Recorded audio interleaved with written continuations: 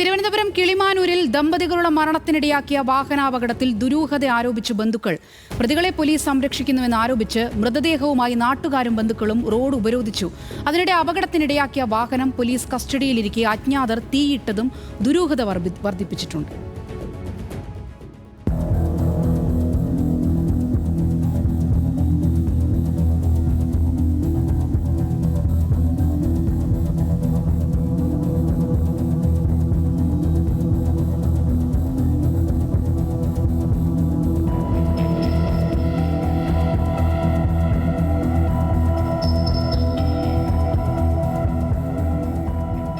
മൂന്നാം തീയതിയാണ് കിളിമാനൂർ പാപ്പാലയിൽ രജിത്തും ഭാര്യ അംബികയും അപകടത്തിൽപ്പെടുന്നത്.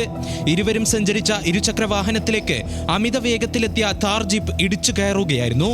ജീപ്പിന് മുന്നിൽ കുടുങ്ങിയ ഇരുവരുമായി അല്പദൂരം മുന്നോട്ട് പോയ ശേഷമാണ് വാഹനം നിർത്തുന്നത്.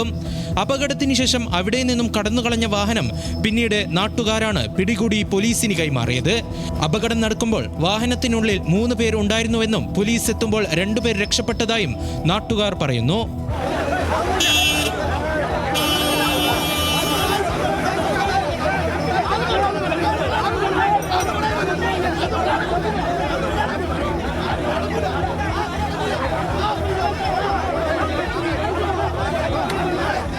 അവൻ്റെ ഭാര്യയായ പെൺകുട്ടി അംബിക എന്ന പെൺകുട്ടി ആ കാറിൻ്റെ ഫ്രണ്ടിൽ കുരുങ്ങുകയും അത് 150 മീറ്ററോളം മുന്നോട്ട് പോയി പോസ്റ്റ് ഇടിക്കുകയും വണ്ടി വീണ്ടും പിറകോട്ട് വരികയും ആ പുറകോട്ട് വന്ന് അവിടെ വീഴുകയും വണ്ടി കയറി ഇറങ്ങിയെല്ലാം ചെയ്തു. വണ്ടി ഒരിടത്തുകൊണ്ട് പോകുന്നു, ആൾക്കാർ വളയുന്നു, ഒരു സ്ഥലത്ത് കൊടുക്കുന്നു, അവിടെ ഇട്ടു ആൾക്കാർ വളഞ്ഞ് പിടിക്കുന്നു, അവനെ ശരിക്കും അടിച്ചിട്ടുണ്ട് അടിച്ച് പോലീസിനെ വിളിച്ച് പോലീസിനെ ഏൽപ്പിക്കുന്നു.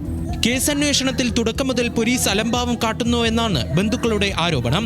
ഇടിച്ച വാഹനത്തിനുള്ളിൽ നിന്നും സർക്കാർ ഉദ്യോഗസ്ഥരായ 2 പേരുടെ ഐഡന്റിറ്റി കാർഡുകൾ ലഭിച്ചിരുന്നു. എന്നാൽ ഇവരിലേക്ക് ഇതുവരെയും അന്വേഷണം എത്തിയിട്ടില്ല.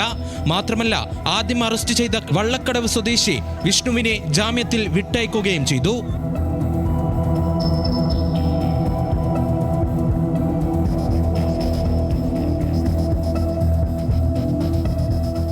CCTV ദൃശ്യങ്ങളടക്കം ലഭ്യമായിട്ടും മനഃപൂർവ്വമല്ലാത്ത നരഹത്യക്കാണ് കിളിമാനൂർ പോലീസ് കേസെടുത്തിരിക്കുന്നത്. അപകടം സംഭവിച്ച് 17 ദിനങ്ങൾ പിന്നിട്ടിട്ടും അന്വേഷണം കാര്യക്ഷമമല്ലെന്ന് ആരോപിച്ചാണ് പ്രതിഷേധവുമായി ബന്ധുക്കൾ എത്തിയത്. ഇടിയുടെ ആഘാതത്തിൽ ഗുരുതരമായി പരിക്കേറ്റ അംബിക 7-ാം തീയതി ചികിത്സയിലിരിക്കെ മരിച്ചു. കാലിന് ഗുരുതരമായി പരിക്കേറ്റ രഞ്ജിത്ത് ഇന്നലെ രാത്രി കുഴഞ്ഞു വീണ് മരിക്കുകയായിരുന്നു. മരിച്ച ദമ്പതികൾക്ക് 5ഉം 1.5 വയസ്സുമുള്ള 2 കുട്ടികളുമുണ്ട്.